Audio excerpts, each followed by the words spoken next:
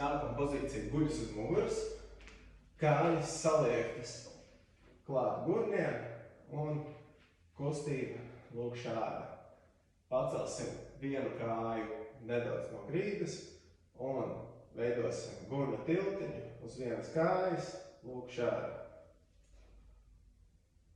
Lēnām atgriežamies atpakaļ, šīs celis izspērs uz augšu un gurns paceļās. Noturam pozīciju, lēnām atpakaļ. Veicam uzdevumu uz vienas kājas un pēc tam uz otras.